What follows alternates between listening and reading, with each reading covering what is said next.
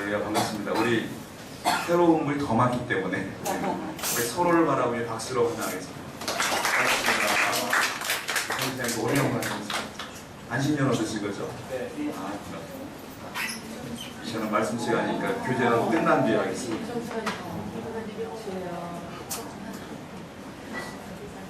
자, 우리 오늘 요한복음을 제가 지난주부터 살펴보기 시작했어요. 요한복음 지난주에 12절까지 살펴봤고요. 오늘은 14절부터 18절까지 보게 됩니다. 제가 이제 목사이지만 요한복음 우리가 흔히 생각할 때 마태, 마가, 누가, 요한은 거의 비슷한 말씀이라고 생각을 합니다. 읽을 때.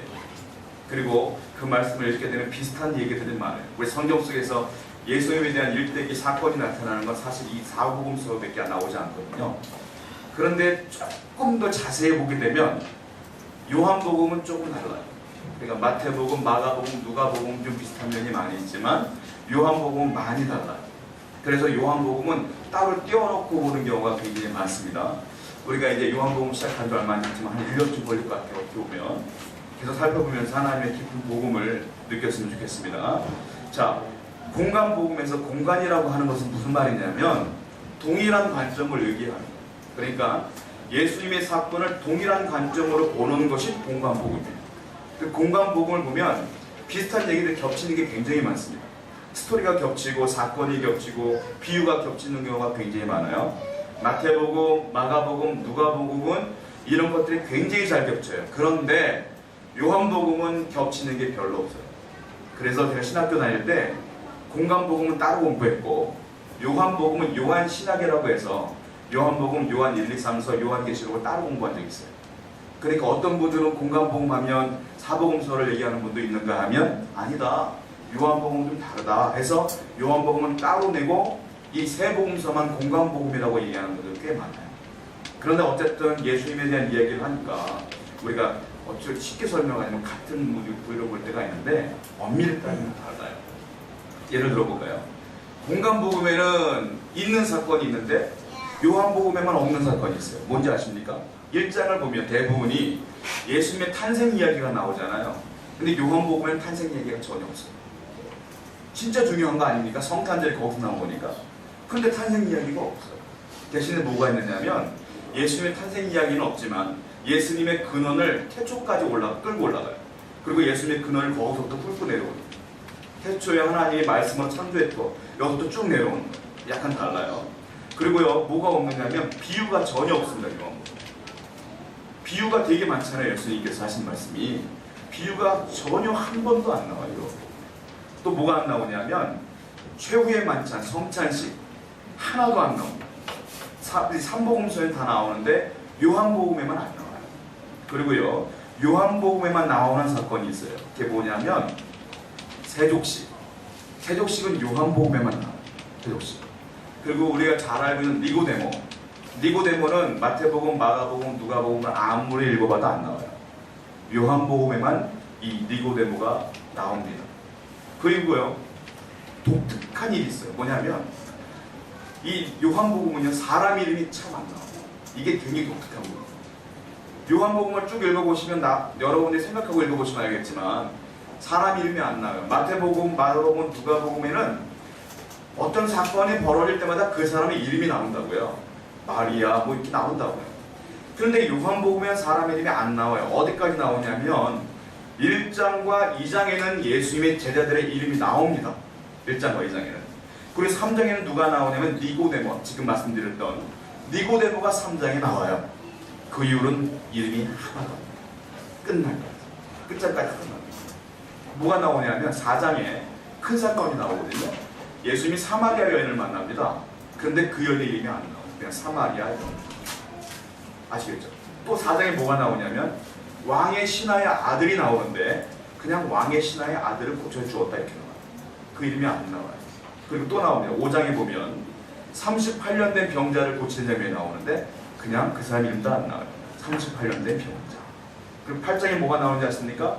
가늠하다가 현장에 붙잡힌 여인이 나오잖아요. 이름 안 나와요. 가늠하다 현장에 붙잡힌 여자. 그리고 9장에 보면 누가 나오냐면 그냥 날 때부터 소경된 자. 이렇게 나와요. 예수님이 사람을 안 만났을까요? 굉장히 많이 만났겠죠. 그러나 그 사람들 이름이 하나도 안 나와요. 그 이유가 있어요. 요한복음은 요한이 어떤 의도성을 가지고 사람 이름을 다 뺀 겁니다. 왜냐? 오직 이 복음은 예수님이 중심이 되어야 된다. 이 사상을 가지고 이름을 다 빼버려요. 그래서 요한복음의 중심은 예수 그리스도예요. 오직 예수님의 사건과 예수님의 사상과 예수님의 복음만이 쫙 나와 있어. 이것이 요한복음. 그 요한복음이 복음의 정수라고 불리는 경우가 굉장히 많습니다. 그래서 사람 이름이 하나도 안 나. 그러니까 사람들이 예수님을 만났다, 이게 초점이 아닌 거예요. 누가 만나느냐? 예수님이 사람을 만나 주었다, 이게 초점입니다. 근데 사람 이름이 하나도 안 나오는 거예요. 여러분, 그러므로 이러한 사상을 우리도 살아야 되는 거예요. 내가 주님을 만났노라, 내가 이렇게 했는데 이렇게 됐노라, 이건 아닌 겁니다. 믿음의 사람은 주님이 하게 하셨노라, 내가 아무리 세서 내가 잘했던 것이 아니라 주님이 나에게 주신 은혜로 되었노라. 할렐루야. 이것이 믿음인 줄 믿습니다. 요한복음은 그걸 우리에게 가르쳐주고 있는 거예요. 자, 요한복음은 1장에서 중요한 게 뭐냐면 예수님이 누구신지, 예수님의 사건이 어떤 사건인지, 예수님이 왜 오셨는지가 1장에 다 나와 있어요. 요한복음 읽으실 때 1장을 그러므로 집중해서 읽으셔야 돼요. 1장이 굉장히 중요합니다. 자, 오늘 본문 말씀을 보겠어요. 예수님을 표현하는데 어떻게 표현하고 있느냐면 예수님은 누구냐고? 말씀이라고 얘기하고 있어요. 우리 14절 말씀 보겠습니다. 본문 요한복음 1장 14절 한번 읽어보겠습니다. 시작. 말씀이 육신이 되어 우리가 거하시네 우리가 그의 영광을 보니 아버지의 독생자의 영광이요 은혜와 진리가 충만하더라. 14절 말씀 보면 말씀이 육신이 되었다 이렇게 말하고 있습니다. 그래서 요한복음에서 맨 처음에 예수님을 이야기할 때 예수가 이렇게 얘기하지 않아요. 말씀이 육신이 되었다. 즉 말씀이 누구냐면 예수님을 말하는 거예요. 예수님이 육신이 되어 이 땅에 오신 형태가 우리가 알고 있는 예수 그리스도다, 이렇게 표현하고 있는 거예요. 근데 중요한 단어가 있는데요. 말씀이 육신이 되어 우리 가운데 거하심에 써있어요. 자, 맨 처음에 말씀은 헬라어로 뭐라고 말하는 로고스라고 말합니다. 오늘 설교 제목이 로고스인데, 로고스라고 표현을 하는데 요한은 지금부터 로고스를 설명하는 겁니다. 말씀을 설명하는 거예요. 다른 말로 말하면 예수님을 설명하는 거예요. 그래, 예수님을 설명할 때 어떻게 표현하냐면 옆에 여러 단어를 섞어가면서 표현을 하기 시작해요. 그러니까 설명을 잘 해주기 위해서. 그 중에 첫 번째 단어가 나오는 게 있는데 14절에 뭐라고 나와 있어요? 우리 가운데 거하시매. 거하시매라는 단어를 함께 첨가하면서 로고스를 설명하기 시작합니다. 다른 말로 말하면 예수님이 말씀이시고 예수님이 육신이 되셨다는 거예요. 거한다는 말은 옛날 구약 성경에는 어떤 의미를 쓰였느냐면 그 텐트를 쳤다라는 의미예요. 한마디 장막을 쳤다, 이렇게 거하신다는 뜻이에요. 장막을 쳤다. 그런데 그 구약의 의미가 어떻게 흘러가냐면 이스라엘 사람들이 광야로 흘러가지 않습니까? 거기서 장막을 치고 하나님께 예배 드렸잖아요. 그래서 거하신다는 뜻은 뭐냐면 성전의 의미가 있어요. 성전에 장막을 치고 사람들이 하나님 만나기 위해서 그 장막 안으로 들어가서 거기 거하시는 하나님을 만나는 거예요. 그래서 거한다는 것은 성전과 하나님이 거한다는 의미가 거기 있어요. 그런데 시간이 흘러가서 신약 개념으로 올 때에 우리가 잘 아는 단어로 바뀌어요. 이 단어가 뭘로 바뀌느냐면 임마누엘로 바뀌어요. 임마누엘 뜻이 무엇입니까? 하나님이 나와 함께 계심이라 이거잖아요. 하나님이 나와 함께 거하심이라, 이게 임마누엘이란 말이에요. 그러니까 이 거하신다는 뜻은 임마누엘이란 뜻이에요. 하나님이 나와 함께 계시는데 어떻게 계시냐면 말씀으로 나와 함께 계시는 분이다 이거예요. 하나님이 그러므로 이 땅에 오신 이유는 단 한 가지 뭐냐? 나와 함께 있으려고 오신 것이다. 아시겠어요 여러분? 다른 특별한 이유가 아니에요. 하나님은 나와 있기 위해서 이 땅에 오신 것이다. 그리고 저는 여러분께 선포할 수 있어요. 그러므로 성령님은, 예수님은, 하나님은 지금 여러분과 함께 계신다. 할렐루야. 때로는 외로울 때도 있고 답답할 때도 있지만 그건 환경의 문제고 우리 주님은 여전히 여러분과 함께 계심을 믿으시기 바랍니다. 그러므로 낙담할 필요도 절망할 필요도 괴로울 필요도 없는 거예요. 주님이 다 아시니까, 내 옆에 계시니까 다 알 거 아니에요. 내 마음을 아실 거 아니에요. 내 속마음을 아실 거 아니에요. 그러므로 걱정할 필요가 없는 거예요. 하나님을 의지하시어 나가시기 바랍니다. 그러므로 다윗과 같은 사람은 아무리 위기가 있어도 얼굴이 평안해 보였잖아요. 왜요? 하나님 옆에 계시는 걸 아니까. 우리는 힘든 일 있으면 얼굴이 안 좋아. 일단 인상부터. 왜? 하나님이 계시는 걸 모르니까. 말로는 고백하지만 진짜는 모르니까. 하나님이 여러분과 오늘 함께 계심을 믿으시기 바랍니다. 자, 이것이 이 거한다는 의미라는 거예요. 예수님은 실질적으로 짧은 인생이지만 이 땅에 오셨어요.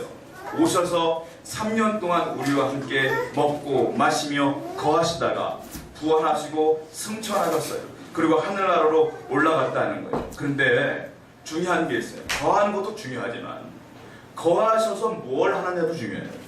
예수님께서 거하시면서 뭘 했을까요, 여러분? 그래, 또 하나 생각해 봐야 되겠어요. 예수님만 이 땅에 거하시는지 아십니까? 아니에요. 사단도 거해요. 마귀도 이 땅에 거해요. 자, 예수님도 거하고 마귀도 거해요. 중요한 게 뭐냐면 무엇을 하느냐가 중요한 거예요. 마귀는 뭘 하는지 아십니까? 여러분들을 비난하고 비방하고 참수하고 쓰러뜨리려고 하고 절망을 안겨주는 게 사단이에요. 지속적으로 공격을 하는 거예요. 거하면서 공격을 하는 거예요. 그럼 예수님 뭘 하신지 아십니까? 하늘나라에서 있었던 사건들을 요한계시록에서 썼는데 거기에 그 표현들이 굉장히 잘 나와 있어요. 한번 성경을 볼게요. 요한이 그 광경을 제대로 썼습니다.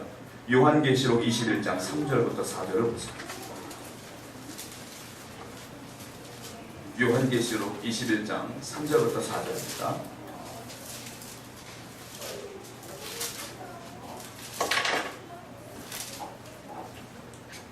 계시록 21장 3절부터 4절 우리가 직접 성경을 보며 같이 읽겠습니다. 시작. 내가 들으니 보좌에서 큰 음성이 나서 이르되 보라 하나님의 장막이 사람들과 함께 있음에 하나님이 그들과 함께 계시리니 그들은 하나님의 백성이 되고 하나님은 친히 그들과 함께 계셔서 모든 눈물을 그 눈에서 닦아주시니 다시는 사망이 없고 애통하는 것이나 독하는 것이나 아픈 것이 다시 있지 아니하리니 저런 것들이 다 지나갔음이로라. 자, 예수님께서 이 땅에 오신 것도 우리와 거하기 위해서 오신 거 아닙니까? 그리고 승천하셨잖아요. 승천하신다는 게 뭐예요? 이제 하늘나라에 계시는 거예요. 그러니까 우리는 이 땅에서 주님을 믿으면서 죽어요. 세상을 떠나요. 어디를 갑니까? 하늘나라 갑니다. 하늘나라 가면 우리는 또 뭐 하는 거예요? 주님과 또 거하는 거예요. 그래서. 그러니까 이 땅에도 주님이 거하시는 거고 하늘나라에도 거하시는 거예요. 그러므로 하늘나라의 그 모습이 오늘날의 모습과 똑같은 거예요. 어떻게 보면. 사설 설명해 드릴게요. 계시록 21장 3절부터 4절을 보면 앞에 부분은 하늘나라 올라간 사건이 나와요. 자, 하나님께서 하나님의 장막이 사람들과 함께 있음에 하나님이 그들과 함께 계시리니 그들은 하나님의 백성이 되고 하나님은 친히 그들과 함께 계신다.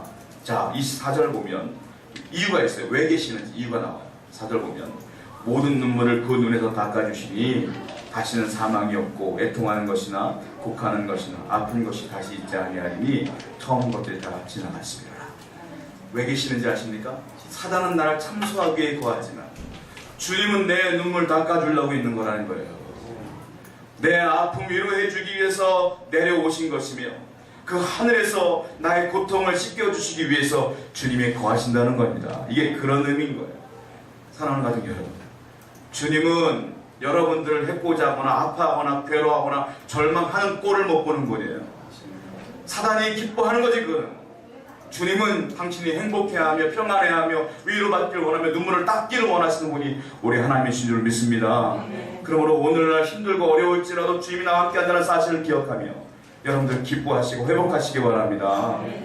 상황이 뭐가 중요합니까? 환경이 뭐가 중요합니까? 그 환경 주장하고 주관하시는 것은 내가 아니라 하나님인데 아버지께서 다 해결하실 것인데 할렐루야. 그것을 믿고 우리가 평안함을 누리시기 바랍니다. 자, 우리 또 생각해 봐야 될 게 있어요. 로고스를 말씀을 이야기하는데 두 번째 단어를 살펴봅니다. 우리 본문 14절 말씀을 다시 한번 보세요. 1장 14절입니다. 시작. 말씀이 육신이 되어 우리 가운데 거하심에 우리가 그의 영광을 보니 아버지의 독생자의 영광이요 은혜와 진리가 충만하더라. 자, 16절 말씀에서도요 반복되는 단어가 있어요. 16절 말씀 같이 한번 읽어볼게요. 16절입니다. 시작. 우리가 다 그의 충만하셔서 받으니 은혜 위에 은혜로라. 제가 말하고 싶은 단어가 뭔지 아시겠어요? 14절 말씀 보면 맨 마지막에 은혜와 진리가 충만하더라. 16절에 보면은 그의 충만해서 받으니 은혜 위에 은혜로라. 뭐가 충만해요? 로고스가 충만하고 은혜가 충만하고 진리가 충만한 거예요. 주님께서 이 땅에 거하시며 우리에게 원하시는 것이 무엇이냐면 충만하게 원하는 거예요. 여러분 안에 사랑이 충만하고 은혜가 충만하고 기쁨이 충만하고 말씀이 충만하고 성령이 충만하기를 원하신다. 우리 주님께서 원하시는 것입니다. 오신 이유가 여기 다 나와 있는 거예요. 마틴 루터가 이 부분을 주석하면서 뭐라고 말했냐면 이 충만이야말로 고갈되지 않는 주님의 셈이다 이렇게 말하고 있습니다. 이 충만은 어떤 의미냐면 플레레스라는 말인데 이게 차고 넘쳐갖고 또 차고 넘쳐갖고 차고 넘쳐갖고 어쩔 수 없이 흘러가는 거 있잖아요. 꽉꽉 차고 흘러가는 거. 이게 충만한 거예요. 우리 하나님께서 주시는 것은 억지로 간신히 채워주는 게 아니라 차고 넘쳐서 어쩔 수 없이 흘러가는 거예요. 막 자연스럽게 흘러가는 거예요. 이게 주님이 주시는 것인 줄 믿습니다. 세상에는 아무리 내가 채우려고 해도 공허하지만 하나님으로부터 오는 것들은 가만히 있어도 채워지고 흘러가고 아멘. 사랑도 평안도 기쁨도 흘러가고 평안해져요. 아주 다이나믹한 거예요. 자, 예를 들어볼까요? 우리 예수님께서 오병이어 사건을 베풀어 주셨어요. 우리 같은 경우 손작은 사람들은 그냥 딱 5,000명이면 정확한 사람들 5,000명 먹을 것만 딱 주면 되는데 다 먹고 몇 강들이 남았어요. 12바구니가 남았지 않습니까? 12바구니. 주님께서는 먹을 사람 먹고 배탈게 먹고 남은 게 12바구니예요. 충만하게 일하시는 분이 주님이시라고요, 여러분. 자, 사단이 이 땅에 와서 하는 일과 주님이 이 땅에 오셔서 하시는 일이 달라요. 성경을 보겠습니다. 요한복음 10장 10절을 보세요. 요한복음 10장 10절에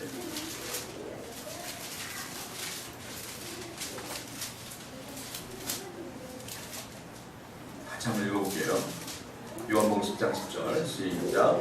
도둑이 오는 것은 도둑질하고 죽이고 멸망시키려는 것뿐이요 내가 온 것은 양으로 생명을 얻게 하고 또 풍성히 얻게 하려는 것이라.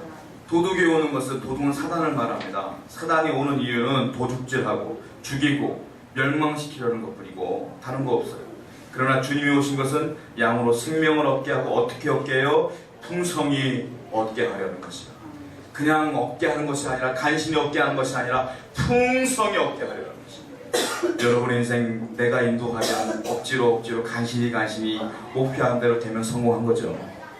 그러나 주님이 인도하시면 내가 생각했던 것보다 더 위대하게 하나님이 인도하실 줄로 믿습니다. 비록 지금은 깜깜한 것 같고 답답한 것 같고 길이 안 보이는 것 같을지라도 내가 보니까 안 보이는 거예요. 내가 보니까 답답한 거예요. 사람의 시력이 얼마나 좋아봤자 2.0 아닙니까? 아니 조금 더 좋으면 4.0 되려나요? 아무리 봐도 나보다 요만큼 더 보는 거예요. 주님은 요만큼 보는 게 아니라 지구 전체를 보시고 내 속을 꿰뚫고 있는 거 아십니까? 그 세상을 창조하신 분이 나를 주관하시는 거 아닙니까? 그 주님이 여러분의 편인데 하나님 아버지가 나의 아버지신데 뭘 그리 염려하십니까? 걱정과 근심을 주님께 맡기고 풍성하게 세우신 하나님을 기대하며 오늘도 힘차게 살아가시기 바랍니다. 우리 다윗은 그걸 너무도 귀하게 깨달았어요. 이 성경 한번 읽어볼게요. 시편 23편 1절. 다윗과 우리는 비슷한 사람이 아닌 것 같아요. 이 말씀을 보니까. 시편 23편 1절입니다. 한번 읽어볼게요. 시편 23편. 너무 잘 아는 말씀이지만 저는 외우는 것도 중요하고 눈으로 보는 게 더 은혜가 될 때가 있어요. 23편 1절 한번 보세요. 시작. 다윗이 이때 행복했는 줄 아세요? 쫓겨다닐 때요. 쫓겨다닐 때. 내 목숨이 파리 목숨보다 못할 때였어요. 그런데 웃으면서 하는 말이에요. 여호와는 나의 목자시니 내가 부족함이 없으리로다. 잠잘 곳도 없는 양반이 돈도 없는 양반이 내게 부족함이 없으리로다. 할렐루야. 아멘. 하나님이 계시면 다른 거 다 없어도 부족함이 없는 거예요, 여러분. 다른 거 다 있어도 하나님이 안 계시면 부족한 거예요, 여러분. 그 사실을 기억하시기 바랍니다. 하나님이 여러분과 계시니 부족함이 없습니다, 여러분. 이게 풍성함이에요. 자, 세 번째 로고스를 설명하는데 사용하신 단어가 있어요. 18절 말씀 본문 살펴보겠습니다. 요한복음 1장 18절 말씀이에요. 같이 한번 읽어볼게요. 시작. 본래 하나님을 person하며 하시되 아버지 꿈속에 있는 독생하신 하나님이 나타나셨느니라. 자, 비슷한 말이 또 있어요. 14절 말씀이에요. 14절 시작. 말씀이 육신이 되어 우리가 내 거하심에 우리가 그의 영광을 보니 아버지의 독생자의 영광이요 너와 자에게 출현하더라. 자, 18절 말씀 보면 이 로고스로 나타내신 이유가 나와요. 그 이유가 뭐냐면 맨 마지막 부분에 독생하신 하나님이 나타내셨느니라. 말씀으로 오신 이유는 뭐냐면 하나님이라는 단어가 또 나오잖아요. 말씀이라는 단어가 아니라 이 말씀으로 오신 예수님의 오신 이유는 뭐냐면 하나님을 나타내려고 오신 것이다. 하나님을 나타내려고. 그들은 하나님을 본 적이 없잖아요. 하나님을 보는 자로 나타내기 위해서 오신 것이다. 14절 말씀에 보면 아까 읽었는데 우리가 그의 영광을 보니 그의 영광은 하나님의 영광을 말하는 거예요. 그 말씀이 로고스가 이 땅에 오신 이유는 뭐냐면 하나님의 영광을 직접 눈으로 보여주기 위해서 오신 것이다. 이 연결되어 있는 거예요. 예수님이 오신 이유는 나하고 거하려고 온 것도 있지만 하나님을 직접 눈으로 보게끔 하시려고 나타내려고 오신 거라는 거예요. 로고스는 말씀이잖아요. 다른 말로 말하면 높임말 하지 않는 게 말이잖아요. 말이 뭡니까 여러분? 자, 어떤 제품을 새로 사게 되면 여러분들이 뭘 제일 먼저 보냐면 설명서를 봐야 돼요. 익숙한 건 내가 바로 쓸 수가 있지만 익숙하지 않은 건 설명서를 봐야 되잖아요. 이런 거 이런 기능이 있구나 그런 거 보는 거 아닙니까? 그러면 그대로 하면 잘 작동되잖아요. 말이라고 하는 건 뭐냐면 누군가를 설명해 주는 거란 말이에요. 물건 설명서랑 비슷한 거야. 그러니까는 하나님이 예수님이 이 땅에 말씀으로 오신 이유는 하나님을 설명해 주기 위해서 오신 거라는 거예요. 하나님은 이런 분이다, 이런 분이다, 이런 분이다. 이걸 설명해 주기 위해 오신 거라는 거예요. 그러므로 우리는 예수님을 통하여 하나님을 볼 수가 있는 거예요. 그래서 우리는 복음서를 잘 묵상하면 하나님이 이런 분이구나, 이런 능력과 기적을 행하시는구나를 깨닫게 되는 겁니다. 신앙생활의 설명서는 뭐겠습니까? 성경입니다. 성경을 보지 않고 저는 신앙생활을 한 지가 오래되었습니다. 신앙이 좋아요. 저는 안 믿어요, 여러분. 성경 안 보고 어떻게 신앙이 좋을 수가 있겠습니까? 내 생각대로 믿는 거지. 성경을 봐야 주님이 원하시는 것이 무엇인 줄 알고, 성경을 봐야 하지 말라는 것이 무엇인 줄 알고, 성경을 봐야 하나님 원하시는 것이 무엇인 줄 알 거 아닙니까? 성경을 사모하는 모든 분들 되길 축복합니다. 성경이 그렇게 중요한 거예요. 그래서 자, 요한복음 14장 8절부터 9절을 보면 빌립이 우리의 궁금증을 대표해서 질문을 던져요. 요한복음 14장 8절부터 9절 한번 보세요. 요한복음 14장 8절부터 9절입니다.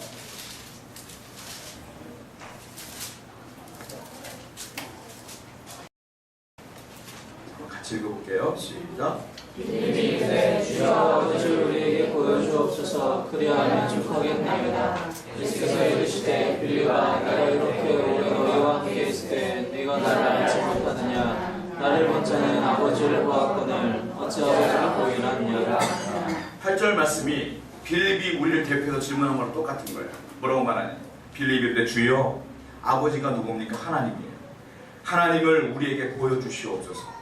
한마디로 말하면 난 본 적이 없어 못 믿겠어요. 오늘은 하나님을 본 적이 없기 때문에 못 믿는 사람이 너무 많지 않습니까? 실질적으로 교회 안에서도 예수님을 본 적도 하나님을 본 적도 없기 때문에 성령이 누구신지 다 신화적인 존재 같고 전설적인 존재 같은 사람들이 너무 많잖아요. 그 질문을 던진 거예요. 우리에게 보여주십시오. 그러면 내가 족하겠나이다. 그러면 내가 믿겠습니다. 이 말이에요.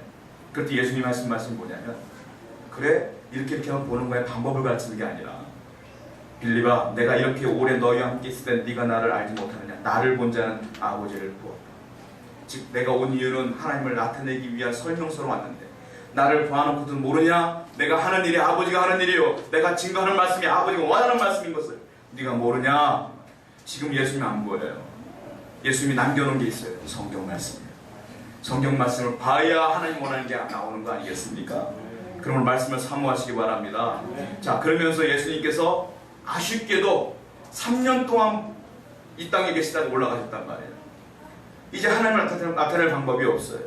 주님께서 당신께서 하나님의 설명사가 되셨는데 이제 하나님의 설명서가 없다고요. 이제 어떻게 되겠어요? 하나님이 우리에게 명령하시겠어요? 아니 부탁하시겠어요? 성경 말씀 보겠습니다. 요한복음 17장 18절 보세요. 요한복음 17장 18절. 요한복음 17장 18절입니다. 같이 읽겠습니다. 시작. 아버지께서 나를 세상에 보내신 것 같이 나도 그들을 세상에 보내었고 아버지께서 아버지를 나타내기 위해서 나를 이 땅에 보내셨다. 그런데 나는 이제 부활하여 승천에 올라갈 것이다. 이제 나도 너희를 세상에 보내노라. 너희가 할 일이 무엇이냐, 사명이 무엇이냐, 비전이 무엇이냐, 아버지를 나타내라 이 말이에요. 바로 누구에게? 우리에게 그 사명이 온 겁니다. 여러분의 삶을 통하여, 여러분의 말을 통하여, 여러분의 인생을 통하여 하나님이 나타나야 될 줄로 믿습니다. 세상 사람들은 하나님을 볼 수가 없어요. 누구를 통해 보느냐? 내 삶을 통하여, 나의 영성 생활을 통하여, 경건 생활을 통하여 보는 겁니다, 여러분. 그럼 우리는 잘 살아야 돼요. 그리스도인들께 살아야 돼요. 그리고 잘 증거해야 돼요. 이것이 우리의 사명이요 소명인 줄로 믿습니다. 이것이 오늘 우리에게 주신 하나님의 메시지인 줄로 믿습니다. 우리 함께 결단하며 주님을 찬양하겠습니다.